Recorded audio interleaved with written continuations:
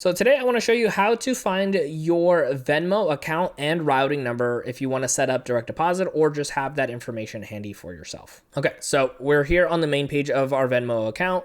And what we want to do is go over to our cards section over here towards the bottom. So here on this page, you're going to see the Venmo cards. Now, one of them is going to be a credit card and the other one's going to be a debit card. Now, the debit card is entirely free to get when it comes to utilizing Venmo, but it is going to be required in order to get your account and routing number. So just something to keep in mind if you don't already have the debit card.